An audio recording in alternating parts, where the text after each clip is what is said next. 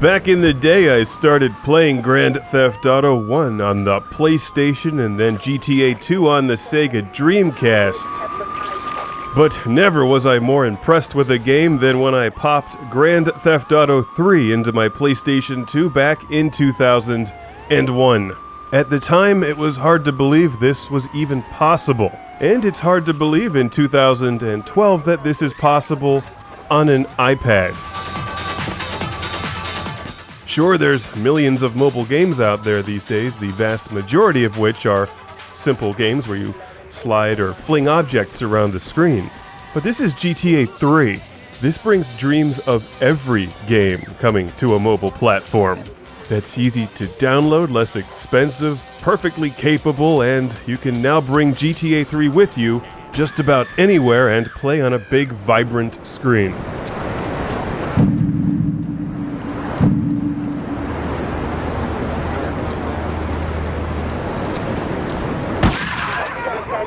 And when it comes to stress relief, GTA 3 is where it's at.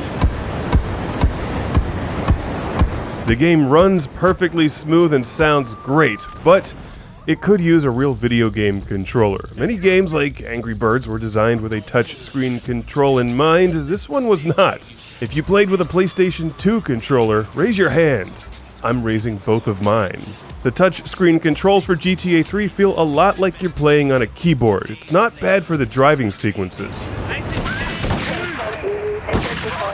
But running around, getting into fights and shooting things can be a bit awkward. It's not unplayable, but it's not as good as that PlayStation 2 controller.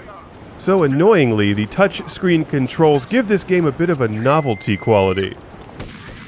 It is playable, and because of the segmented missions in GTA 3, and the ability to just go crazy and bring the city to its knees.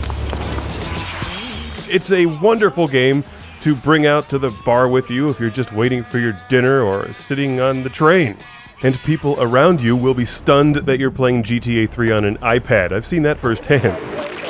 For many of us, this is an old friend we played a decade ago. Why not revisit the old radio advertisements, the music, the spots that you just run over people with a bus? So you can meet some of them. Excuse me, sir. Do you enjoy your job here? It's fun. We get to play with knives. I see. Is there a real sense of teamwork? My friend Joey sewed his hands together. GTA 3 is memorable for a lot of reasons, but primarily because it's the game that launched the series to where it is now. Prior to Grand Theft Auto 3, it was a top-down, old-school arcade-looking game where you would run around and cause mayhem. Watch my review of Grand Theft Auto 2 for the Dreamcast. This one made an impression on everyone, but if you've never played it, I will recommend that you play the PlayStation 2 version first. Until someone, like Logitech, I can't believe you haven't done this yet, comes out with a Bluetooth PlayStation 2 or 3 style controller for the iPad. This is technically possible now. I just reviewed the iCade, which is an arcade-style joystick and buttons that works with games when supported by the developer. And this stuff changes quickly with mobile gaming, so who knows, maybe a week after I record this, it'll come out and Rockstar will support it. But until then, the touchscreen controls do work. They're imperfect. It can be a bit frustrating at times, but they get the job done if your job is just running over people. The gunfights take some getting used to.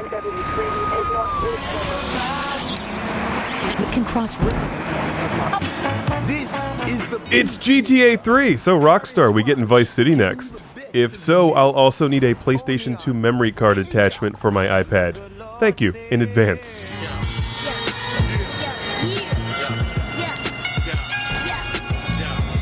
Fans of the series will have played this on a better platform, but only because of the controls. The iPad itself is perfectly capable and has a really nice screen. It's GTA 3, and if you're like me and like to just drive around in these games with a bus and just crush people while listening to some good music, you'll love this game at the bar. Grand Theft Auto 3 for the iPad and Android tablets. Get a bomb. What?